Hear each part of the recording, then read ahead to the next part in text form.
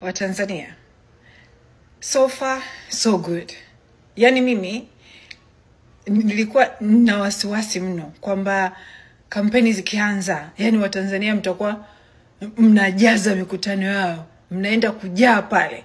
Lakini haijawa hivyo, kiasi kwamba inabidi wafanye mambo ambayo hajawahi kufanyika kwenye historia za uchaguzi wa Tanzania.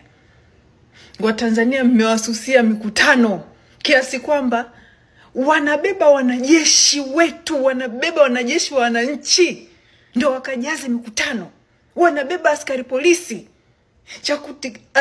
Cha kusikitisha even more, wanabeba watoto wa maskini, wanawajaza kwenye yale matreni machafu. Mmeona juzi alafu hana aibu, anasimama kabisa, anasema ujumbe umeenda, duniani wameona, mmekuja mmeitikia. Wameitikia.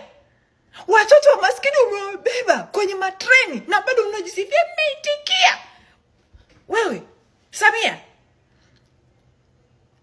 kama wewe kweli mwanamke kweli, kama wewe kweli mwanamke kweli, kama wewe unajiamini, kuna Watanzania wanakupenda, na fanya mkutano huu mmoja kama mikutano wanaofanya Chadema mmoja, kwamba Watanzania watoke makwao wenyewe wakalipe nauli ya waje yani watoke makwao kwamba wanaenda kumuona Samia Suluhu, walipe nauli zao waje pale kama wanavyofanya Chadema. Hakuna msanii, hakuna nini. Tuone wewe kama utapata hata Watanzania 10. Hupati mtu.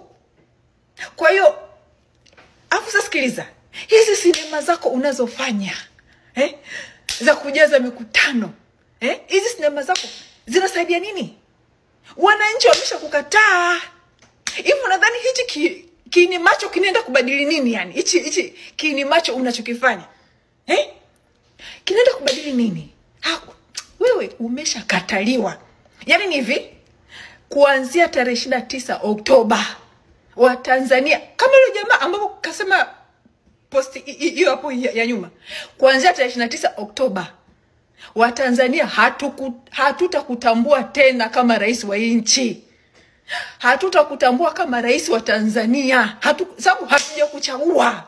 Hatutakutambua tena, na tarehe 29 tunatoka, tunaandamana nchi nzima. Sasa kama unalichezea hilo jeshi la wananchi, lichezee. Unachezea polisi, chezea.